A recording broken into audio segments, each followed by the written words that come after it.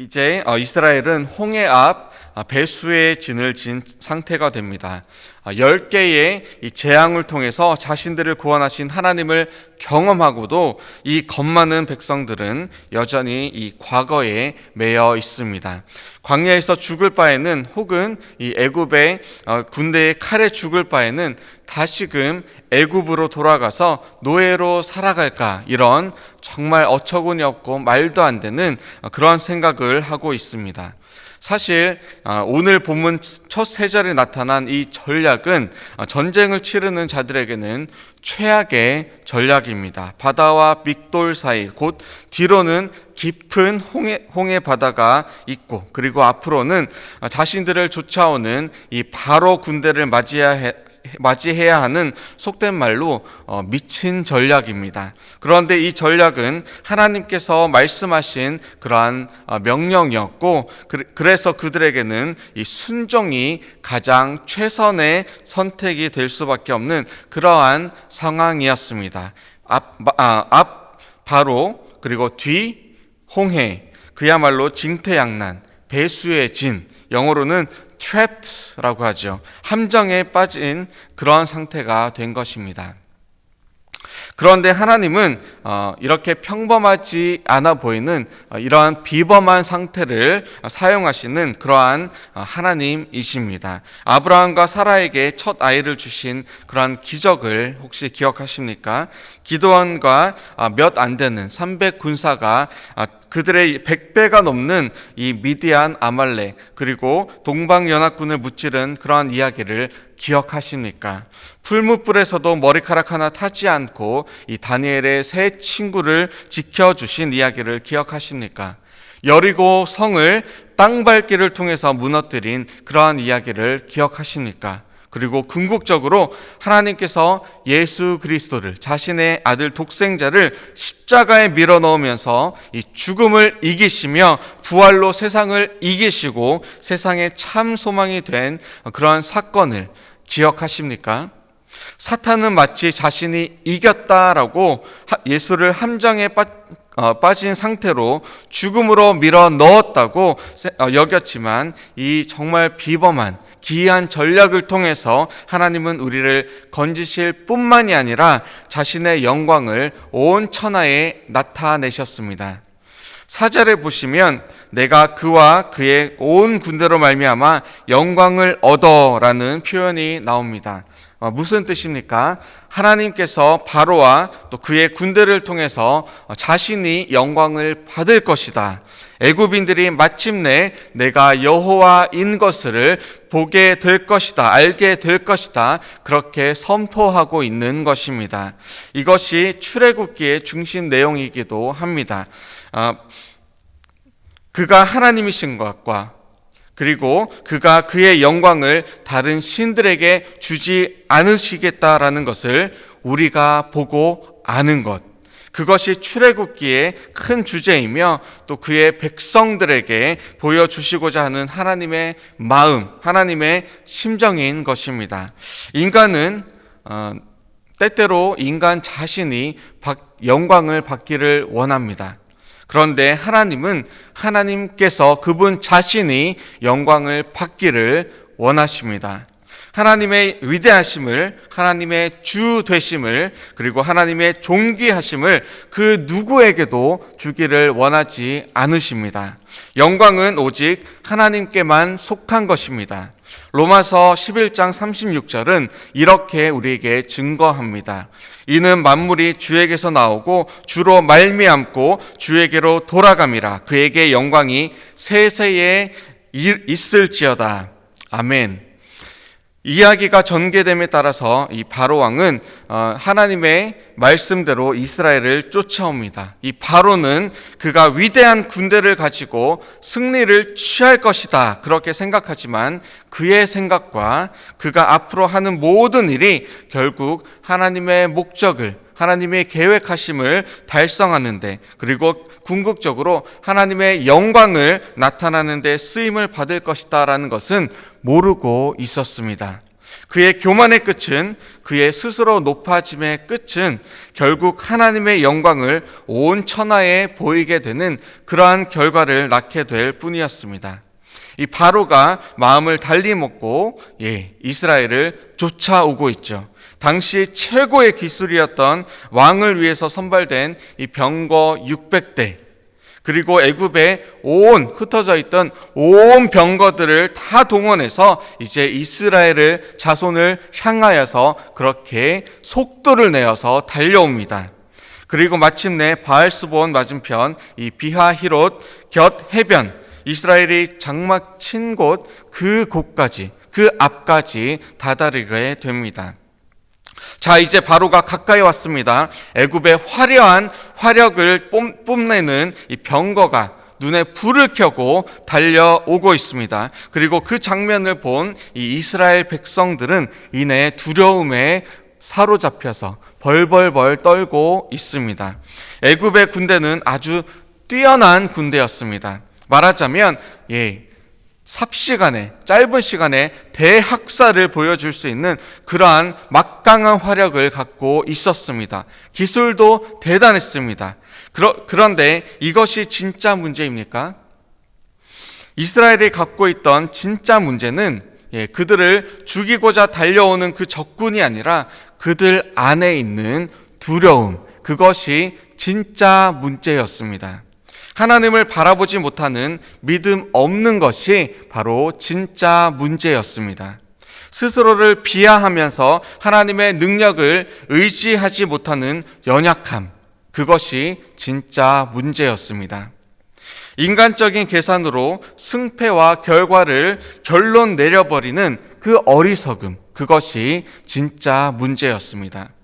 이스라엘은 그들을 애굽에서 이끌어내신 능력의 하나님, 기적의 하나님, 그 하나님을 지금 이 순간 또 한 번, 또 다시 잊어버리고 있었습니다. 지금 정신 차리고 해야 될 것은, 생각할 것은 그저 눈앞에 보이는 그 애굽이 아니라 하나님을 경외하고 하나님 그분 한 분만을 두려워하는 것이었습니다. 하나님을 의지하는 것, 그것이 이스라엘에 필요한 것이었습니다. 다윗은 골리앗을 볼 때에 골리앗의 키와 또 그 근육과 엄청난 무기, 그리고 쩌렁쩌렁한 그 목소리에 집중하지 않았습니다. 다윗은 이 들에서 양을 칠 때에 그와 함께 하셨던 그 하나님께, 승리의 하나님께 집중하였고, 하나님을 두려워하며 경외하였고, 그 결과 하나님께서 이 다윗을 통해서 승리를 가져다 주신 것입니다. 자, 이스라엘 백성들은 이와는 달리 불평을 시작합니다. 11절과 12절에서 모세에게 불평을 늘어놓습니다. 애굽에 매장지가 없냐는 둥, 왜 가만히 있는 우리를 끌어내어서 광야에서 죽게 만들었냐는 둥, 왜 우리에게 이런 시험과 시련을 가져다 주냐는 둥, 차라리 내버려 두었으면 애굽 사람을 섬기면서 목숨이라도 부지했을 때 광야에서 죽는 것보다는 나은 삶을 살았을 텐데 라면서 볼멘 소리를 하는 것을 여러분들은 기억하실 것입니다. 그런 그들에게 모세가 이렇게 말을 하죠. 13절과 14절입니다. 모세가 백성에게 이르되 너희는 두려워하지 말고 가만히 서서 여호와께서 오늘 너희를 위하여 행하시는 구원을 보라. 너희가 오늘 본 애굽 사람을 영원히 다시 보지 아니하리라. 여호와께서 너희를 위하여 싸우시리니 너희는 가만히 있을지어다. 아멘. 이게 도대체 어떤 전략입니까? 여호와께서 너희를 위하여 싸울 것이다. 아멘. 정말 그렇습니까? 홍해가 없는 마른 땅으로 건너서 이 바알스본 쪽으로 건너가서 가나안을 향하여 걷게 하는 대신에 그 반대쪽 믹돌 아래쪽 바알스본 맞은편인 뒤로는 이 홍해 바다가 떡하고 기다리고 있고,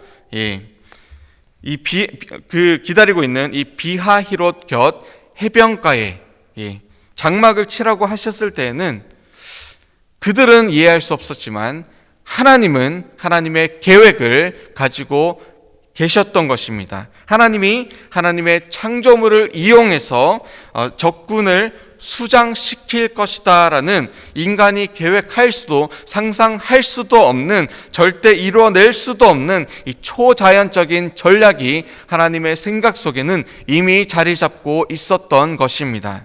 여기서 무엇을 발견하십니까? 그렇습니다. 두려워하지 마라. 전쟁은 너희가 하는 것이 아니다.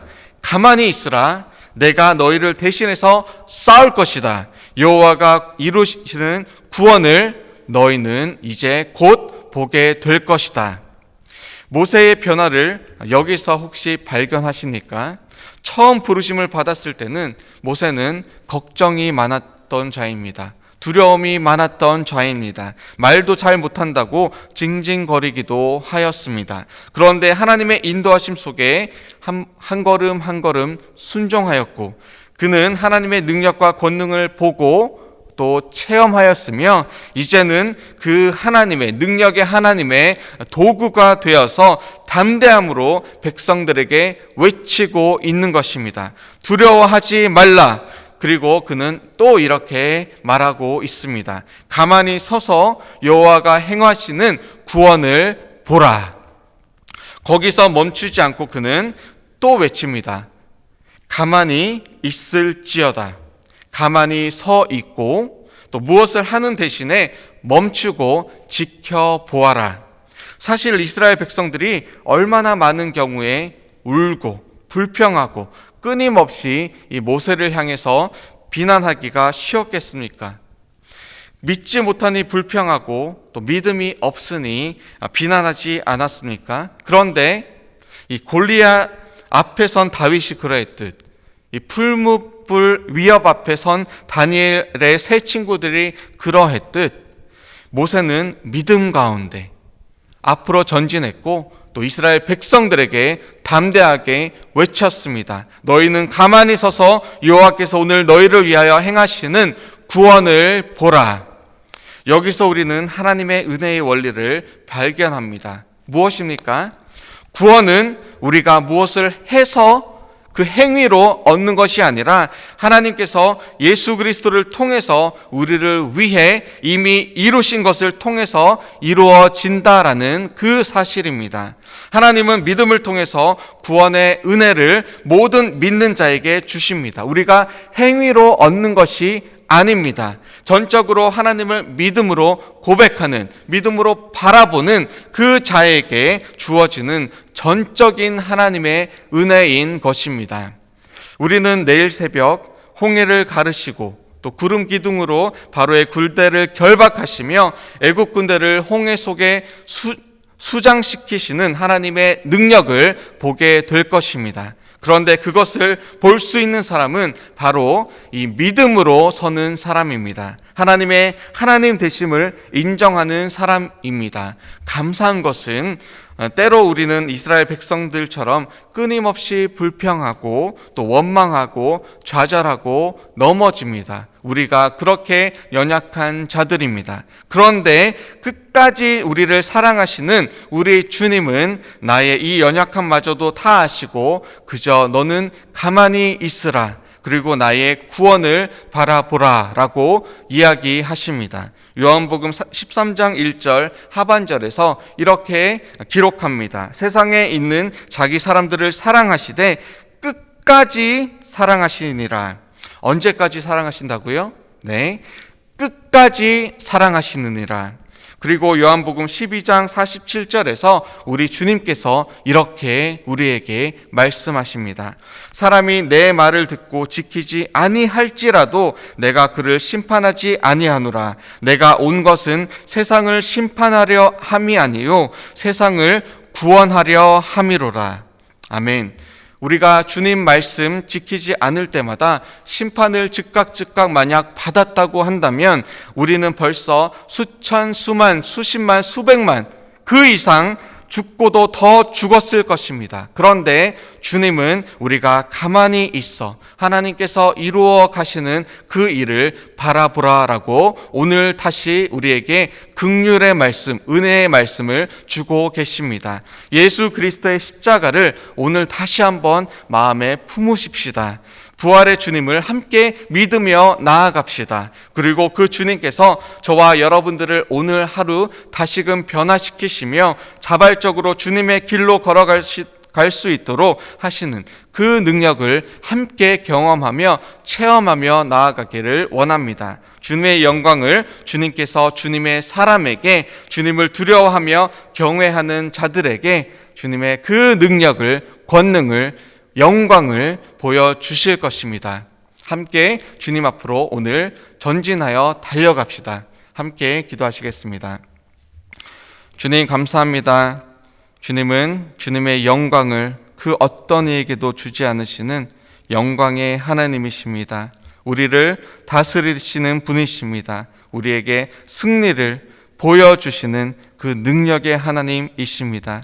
하나님 또한 전쟁은 하나님께 속하였다는 것을 우리에게 보여주시며 너희는 그저 가만히 내가 이루어가는 것을, 내가 이룬 것을, 또한 내가 이룰 것을 믿음으로 바라보라 말씀하시는 그런 참 좋은 하나님이십니다. 주님, 우리는 연약하나 우리는 스스로 구원을 이룰 수 없으나 우리는 주님을 바라보길 원합니다. 주님을 바라볼 때에 가만히 서서 가만히 있어 주님의 주되심을 보길 원합니다. 주님, 오늘 하루도 나의 연약함에 집중하는 대신 하나님의 그 승리를 바라보게 해주시고 십자가와 또 빈 무덤으로 우리에게 보여주신 그 능력을, 또 소망을, 또 영생을 우리가 믿음으로 바라보며 나아가게 하여 주시옵소서. 그 좋으신 하나님이 나의 하나님이심을 고백합니다. 오늘도 감사합니다. 예수 그리스도의 이름으로 기도합니다.